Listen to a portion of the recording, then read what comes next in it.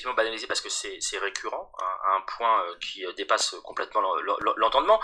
Ce qui vous empêche pas, puisqu'on est dans une chronique de critique média, ce qui vous empêche pas de prendre le temps, en plus de ça, des attaques, enfin des attaques que vous subissez et auxquelles vous répondez, en plus vous prenez le temps régulièrement, vous faites partie des députés, alors j'ai regardé, je fais le tour tout le temps, je fais partie des députés qui font le plus de signalements à l'ARCOM. Quels sont vos rapports avec l'ARCOM? Est-ce que vous avez eu des contacts directs avec eux?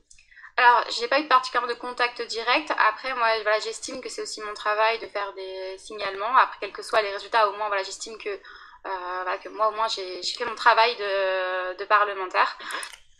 Bon, je coupe, désolé, hein, mais bon, voilà, ça y est, déjà, première connerie, je fais mon travail de parlementaire, voilà, en affiliation avec l'ARCOM, qui sont de gauche, moi je suis de gauche aussi, voilà, on va essayer de faire tomber les gens de droite, parce que l'ARCOM c'est ça, hein, l'ARCOM c'est ça, c'est un organisme de gauchos, à qui il faut demander maintenant la permission de ce que tu dois dire ou ne pas dire, sur ta chaîne YouTube par exemple, je trouve ça lamentable.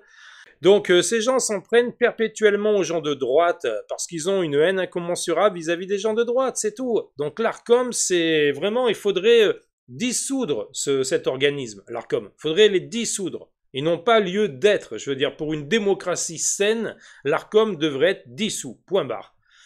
Voilà, donc bon, moi, cette madame Soudé, là, c'est quand même assez impressionnant de l'entendre, hein, mais bon, allez, on continue. Encore une fois, pour que les choses ne soient pas banalisées, qu'on se dise pas, bah, c'est parce que ces propos-là sont tenus de façon régulière, donc tant pis. Moi, j'estime qu'il faut qu'on fasse tous notre travail, que ce soit en tant qu'élu ou en tant que simple citoyen, et qu'en fait, systématiquement, on fasse des signalements. Non, mais c'est du délire, hein. En fait, c'est exactement ce que je dis, hein. Cette meuf, en fait, ces gens de gauche sont tellement nuls, voilà, qu'ils n'ont aucun argument pour parlementer avec les gens de droite. Donc quand t'as pas d'argument, qu'est-ce que tu fais dans la vie? Tu utilises tes points. C'est ce que font souvent les gens de cité. Quand tu leur parles, ils sont tellement bêtes qu'ils comprennent rien de ce que tu leur dis. Des fois, même si tu leur dis un mot qu'ils n'ont pas compris, le mec il va croire que tu l'as insulté, limite il en vient aux mains. Bon ben voilà, bon ça pour moi ce sont les mêmes abrutis, hein. La gauche, Ercilia Soudé, c'est la même comment dire, c'est la même fiente. Voilà, je commence à en avoir vraiment, vraiment marre de voir ces gens-là. Vraiment marre, hein, parce que des signalements automatiques à chaque fois qu'elle entend un droitard qui dit quelque chose qui lui convient pas, pour moi, c'est du totalitarisme, hein.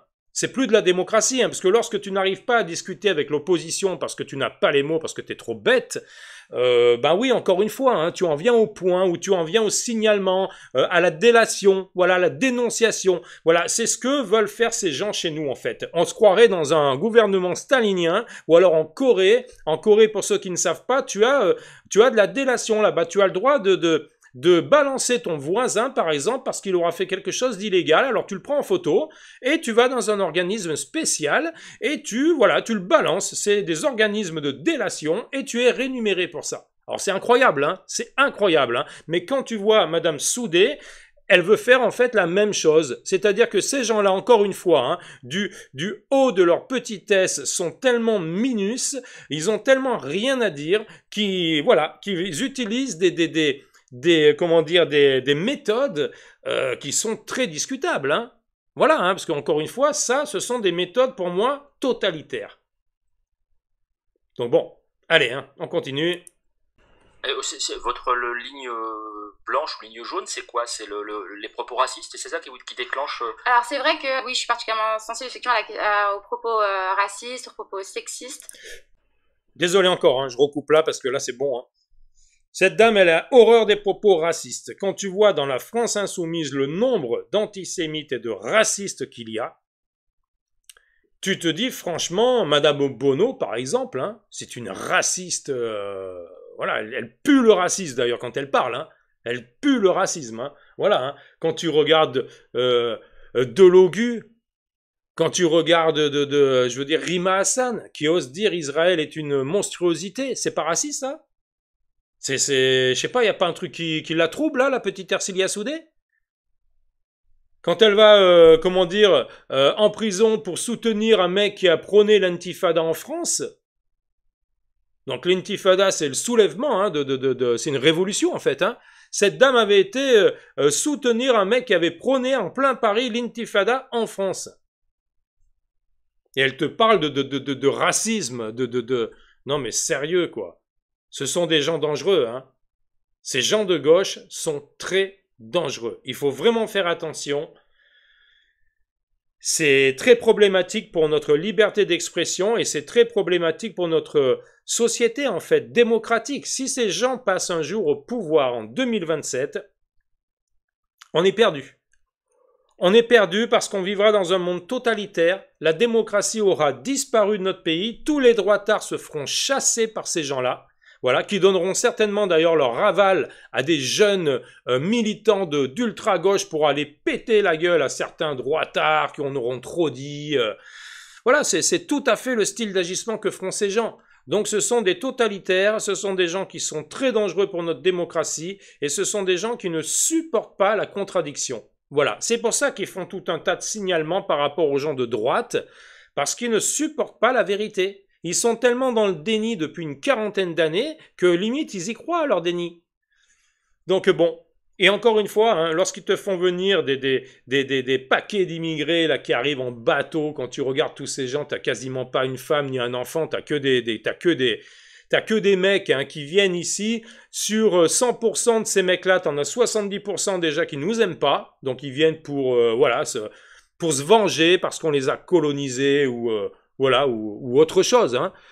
Et les 30 ou 40%, on va dire, allez, soyons gentils, 30-40% qui restent et qui sont venus, eux, pour changer de vie et pour essayer d'avoir une meilleure vie dans notre pays, ben, ils sont pris par les associations de gauche, par les gauchos, qui vont leur dire oui, les gens du RN, ils veulent pas d'immigration, ils vous aiment pas, ce sont des racistes. Donc, c'est-à-dire que ce sont ces gens, dès l'origine, quand les migrants arrivent chez nous, qui les lobotomisent, voilà, pour qu'ils aient la haine du français, en fait, la haine du droitard, en tout cas. Et ça, je trouve ça vraiment très, très, très dangereux. Quand on voit à la Gaîté Lyrique, où tu avais des migrants hein, qui ont été insultés, Vincent Lapierre, donc un journaliste de droite, pour ceux qui connaissent pas, il s'est fait insulter, comment dire, bousculer, enfin... C'était vraiment ignoble, j'ai trouvé ça dégueulasse, mais ces gens, donc, ils viennent chez nous, ces immigrés, mais au lieu de faire comme tout le monde, hein, je veux dire, moi, si je vais, par exemple, j'en sais rien, je dis n'importe quoi, si je vais en Algérie, je me tiens bien. Je vais pas aller devant la mairie, par exemple, et dire, ouais, donnez-moi un logement, donnez-moi du boulot, allez tous vous faire mettre, bande de connards d'Algériens. Enfin, voilà, tu vois, je vais rester souple. Je vais m'habituer. Si on me demande même de m'habiller avec un djellaba, là, ou je sais pas quoi, ben, je le mettrai.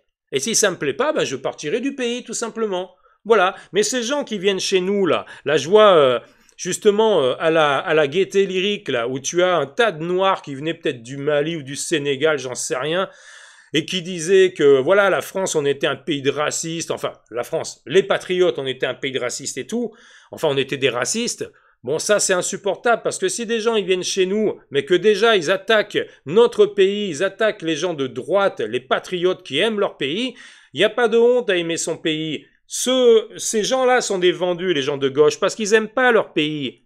Voilà, ils aiment pas, ils sont dégoûtés d'être blancs et catholiques, ces gens-là. Voilà, Madame Ercilia Soudé, je suis sûr qu'elle est dégoûtée d'avoir la tronche qu'elle a. Mais malheureusement, c'est comme ça, t'es comme ça, ma petite, on n'y peut rien. Voilà, donc oui, je suis un petit peu dégoûté de tout ça. Moi, ça me travaille beaucoup et je me dis que, à force d'entendre toujours ces élucubrations venant de la gauche, ces mensonges, ces propagandes, le problème, c'est que ces gens ont beaucoup d'audience, ils passent partout, on les entend sans arrêt, hein, quand c'est pas Ercilia Soudé, c'est Mélenchon, quand c'est pas Mélenchon, c'est Delogu, quand c'est pas Delogu, c'est Madame Rousseau, enfin...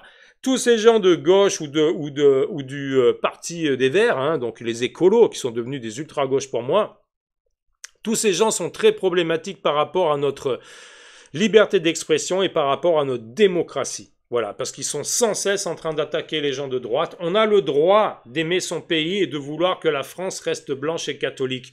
Moi, on vit dans un pays métissé à l'heure actuelle, ça ne me dérange pas, mais je ne veux pas que mon pays soit submergé par une immigration. Je ne veux pas que dans 20 ans, on soit... qu'il y ait plus de musulmans chez nous que de Français. De pure souche, je parle. Hein. Je parle même pas des doubles nationalités, ceux-là, je les compte même pas.